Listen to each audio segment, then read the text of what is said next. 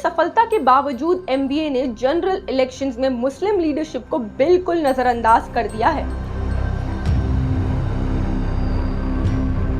अगर महाराष्ट्र की पॉलिटिक्स में मुसलमानों की हिस्सेदारी नहीं होगी तो मुसलमानों के मसले कौन हल करेगा?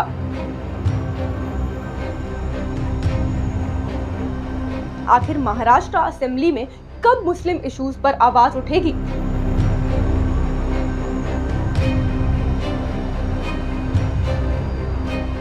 वेलकम बैक टू मुस्लिम सियासत। हालिया पार्लियामेंट्री इलेक्शन में महाविकास आघाड़ी अलायंस ने महाराष्ट्र में मुस्लिम कम्युनिटी से एक भी कैंडिडेट को खड़ा नहीं किया। इस ट्राई पार्टी कोalition में उद्धव ठाकरे की शिवसेना, शरद पवार की नेशनलिस्ट कांग्रेस पार्टी और कांग्रेस शामिल है। इस अलायंस ने बीजेपी लेड महायुति अलायंस के खिलाफ लड़ने का दावा तो किया, लेकिन इस अलायंस ने मुसलमानों को एक सीट भी फरमान नहीं की। हालांकि उसने मुसलमानों के वोटों से अपनी कामयाबी को यकीनी जरूर बनाया। अपनी सफलता के बावजूद एमबीए ने जनरल इलेक्शंस में मुस्लिम लीडरशिप को बिल्कुल नजरअंदाज कर दिया है। महाराष्ट्र में मुसलमान राज्य की पॉपुलेशन का लगभग 11.5% है। महाराष्ट्र में 11 डिस्ट्रिक्ट्स ऐसी है जहां मुस्लिम पॉपुलेशन काफी बड़ी तादाद में है, जिसमें धुले, परभानी, लातूर, अकोला, मुंबई, नांदेड़, थाने, भिवंडी और औरंगाबाद शामिल है। लेकिन मुस्लिम एमपीज की संख्या कभी भी पॉपुलेशन के हिसाब से बराबर तो छोड़िए, उसके आधे परसेंटेज भी नहीं रही है।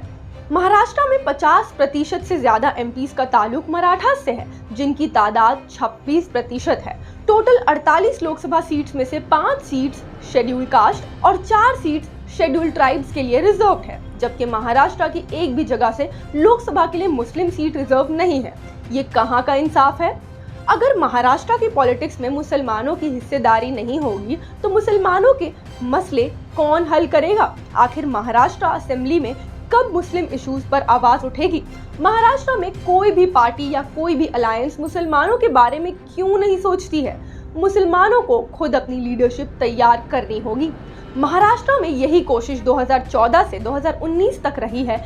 एआईएमआईएम औरंगाबाद के एमपी इम्तियाज जलील ने की है। उन्होंने महाराष्ट्र में एमआईएम के बैनर तले हर मुमकिन कोशिश की कि मुसलमानों की सियासी आवाज को मजबूत किया जाए और मुसलमानों के मसलों को हर मुमकिन तरीके से हल किया जाए।